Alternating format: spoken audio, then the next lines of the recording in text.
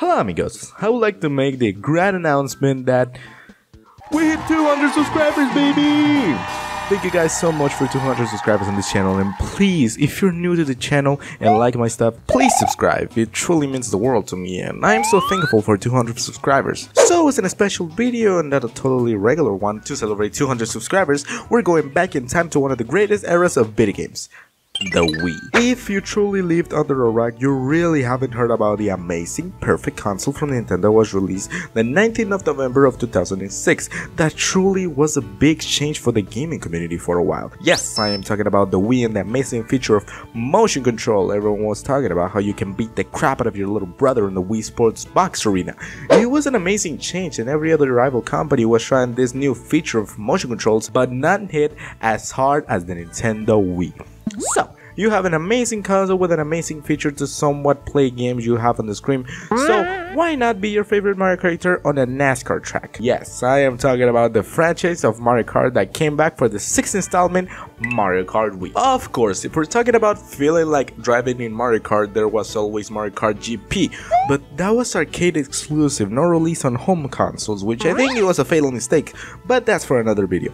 So, releasing a new Mario Kart with the gimmick of you get to drive the kart on the game, of course it's going to sell. And no joke, having 37 million copies sold and being second best seller of all time, it's no joke that Mario Kart for the Wii released, and it was here to stay for a very long time in our memories. But what made it so remarkable besides the Wii wheel, which doesn't necessarily add anything special to the controller besides plastic? You can literally use the Wii controller on its side and it's the same functionality. I think the main fact this game is one of the most popular of the franchise is mainly because of the Wii, and that's my opinion. I think that Double Dash is the better Mario Kart here, but for the popularity of the console, Mario Kart Wii was more noticeable for the console and for the gimmick of driving without a license. Because, let's get real, what else this game adds to the Mario Kart franchise besides the controllers? Well, I guess you can say the tricks, and well, you are right. When going off a ramp, you can pull off a trick with the character that adds nothing necessarily special to the gameplay, but complements the ramps so well that it's not just, yay, going off a ramp. It now goes to popping off on a half pipe with a bike. Oh yeah, bikes can now be used on Mario Kart from this game, and it's honestly kind of funny that the meta on this game is pure bikes when the game is called Mario Kart. Yes, I wanted to make an emphasis on that. Bikes are complicated on this game, but they are so good if you know how to handle them. You can now do a wheelie that gives you more speed, and the drifts are so much sharper compared to a kart. So yeah, it gives another style of gameplay to Mario Kart. Really good stuff. I remember that playing this game when I was little was so much fun, and when I switched up to the new Mario Kart 8 or Mario Kart 7, the game truly felt weird or kinda easy, and that's not just my opinion. Almost every Mario Kart Wii video that I've seen, or people that share their opinion on Mario Kart Wii, know that this game and the gameplay, it's something else, and it has two sides, one that is good and one that is bad. The good part about the difficulty or the bullshit factor of this game is the items that are on this game. There are some new ones like the Lightning Cloud, the POW item, and the Mega Mushroom. The Lightning Cloud, I think this is an underrated item, but I get why some people hate it. I didn't know it gave a speed boost when having the Lightning Cloud, and I like the idea of an item that's bad for you if you have it for long enough. Simply, this item is just like the game of tag. You need to pass this cloud to another racer. If not, you get struck by lightning. Just like tag. The bad thing about this item is when you are far away from everyone, you don't get a chance to stick it to somebody, and it feels unfair because, well, Mario Kart, how do you expect me to pass this item when nobody is around me? The power block, that I think this was a good idea, but well, not that well executed. The power block, it's like the great value of the lightning in quick terms. Instead of slowing you down and shrieking you, the power block takes 3 takes to finally strike you and slow you down. But what was so wrong with this item and probably so many more items? In just 2 words, I'm going to put the item situation. Too many. Too many blue shells, too many power blocks, too many stars, too many red shells, too much of everything that gets so frustrating when you get hit over and over and over and over. It gets frustrating, but with company, this game can get chaotic, but it's a lot of fun since it's all random. Playing Mario Kart Wii alone truly feels frustrating since you get hit constantly and everyone just passed you that easy. Like, get hit in first place and then you are on the 10th place just because you, that's all. We f***ing hate you, player. Oh, you choose the dumb turtle? F*** you, that's what you get. Am I forgetting something? Oh yeah, Mega Mushroom, you get big, that's it. Speaking of characters, I think the roster for this game truly gets everyone on the game.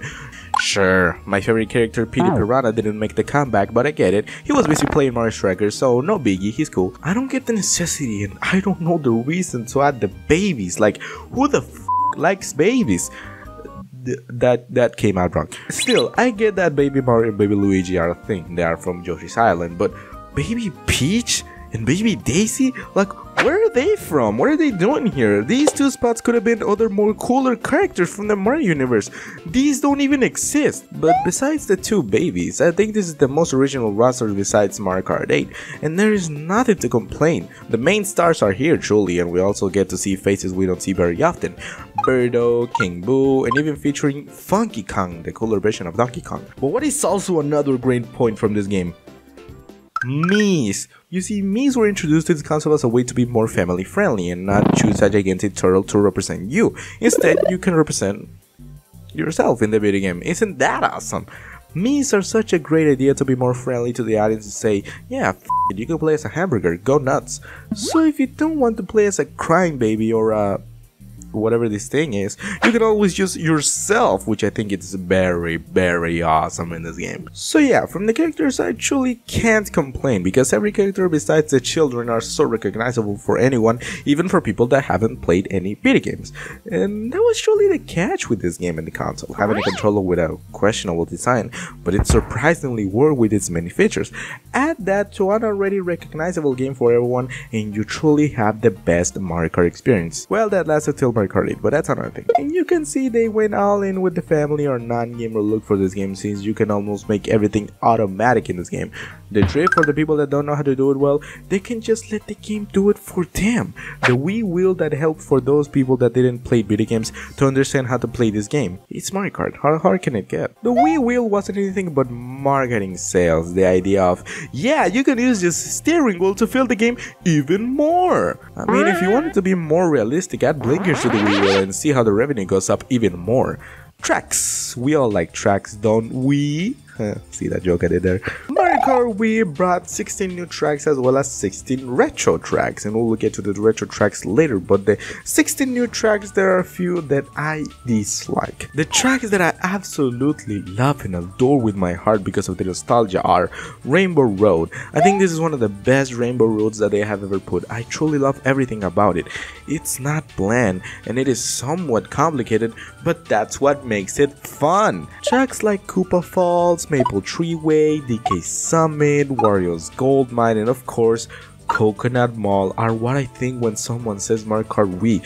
They are so recognizable, and not for the worse, it's for the better.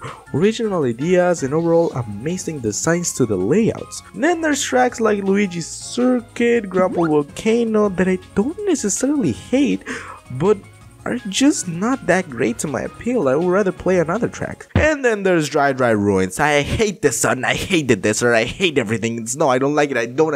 Then there's the retro track, which I can't complain. They are new retro tracks, none are from the retro tracks of Mario Kart DS. But the same problems happens here.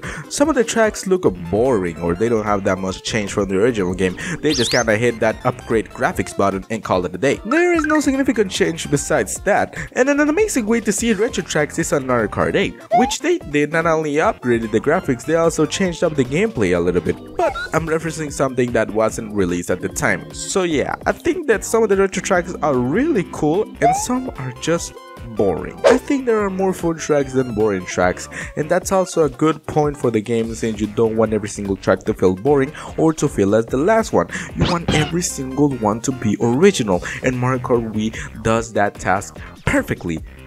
Except for Dry Ruins. I'm sorry, I got a little character. So yeah, overall, fun characters and fun tracks and a fun gameplay that it's easy for everyone.